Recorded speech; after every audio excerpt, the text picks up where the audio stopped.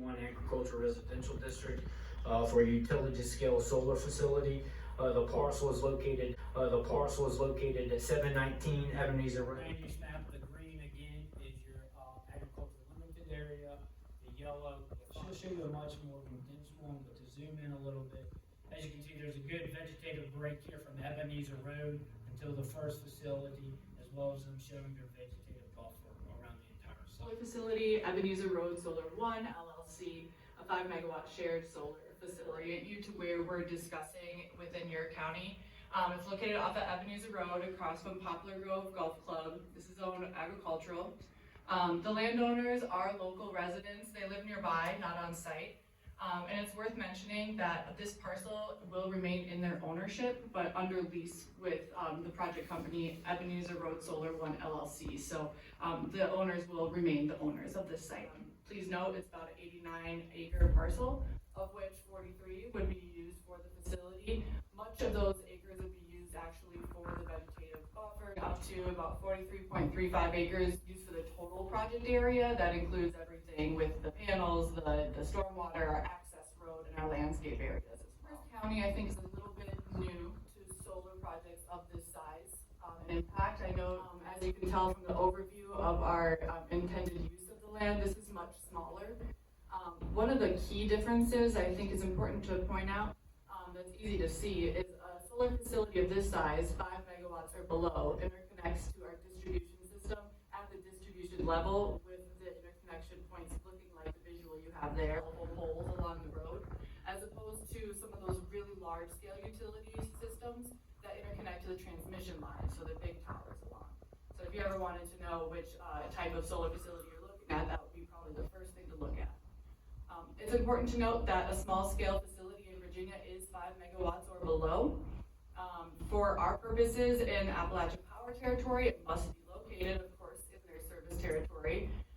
It interconnects to those distribution lines, as I mentioned, and there's no substation on the parcel. And that's a huge difference between those transmission utility scale projects and these distribution scale. They'll run along the distribution line to a substation rather than getting processed right on site. Why is this a good site for solar? We think it's a great site for all sorts of reasons. In the spirit of brevity after this evening, I won't go into all of the details here, but I'll call out a few that are important that I looked at when selecting the site. Of course, there are those 3-phase distribution lines right there at the entryway, which allows us to interconnect pretty easily, and a very small amount of wetlands, none of which that we have to mitigate or work around. There was plenty of buildable area for us to propose a system without impacting those natural features. We think that a solar facility is a good neighbor. In fact, I live over in Hanover County. I have a large utility scale system in my backyard. They're a great neighbor, quiet. Of course, it was mentioned that during construction, of course you're gonna have some trucks coming in. Our construction period is about 6 to 9 months typically. We think that a program like this, the shared solar program, is really great for community members because it allows folks who don't have access to clean energy because maybe you live in an apartment, maybe your home's not suitable, maybe you just don't want it on your roof. It still allows you to get access to that clean energy, and it actually delivers cost savings to those households who choose to enroll. So it's optional. Folks who are in APCO territory can choose to participate. Adherent to all the county ordinance requirements. The 150-foot setback has been applied to the site, and our 50-foot upgraded from the 40-foot requirement. Vegetative buffer will fall within that 150 feet. We're able to not mass grade these sites. We leave the existing site conditions as they are. We're not flattening anything out. We're able to adhere the fixed tilt systems to the topography of the land and not the other way around. We don't have to manipulate any grading and tree clearing in phases that are designed around the 3 drainage areas on site as to not do any mass site prep work at one time so that we can establish in better drainage areas at a manageable effort. Well, the 50-foot buffer is held around the perimeter of the site. Additionally, I'd like to note that the topography of the site will also be a huge benefactor for the screening of this.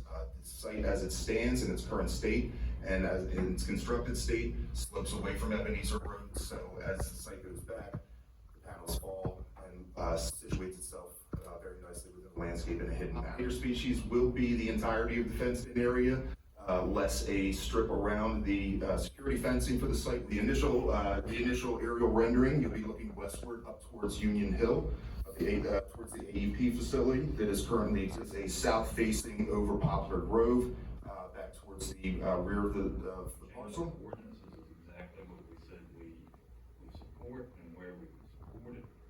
I think they've kind of definitely done their homework in terms of protecting the environment.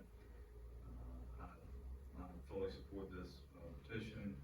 I think small scale solar facilities are the right mix for our county. So I make a motion to approve with the conditions for everything about the planning commission. So we have a motion on the floor by Mr. Martin. Hearing none, all those in favor say aye. Aye. I vote aye as well. Any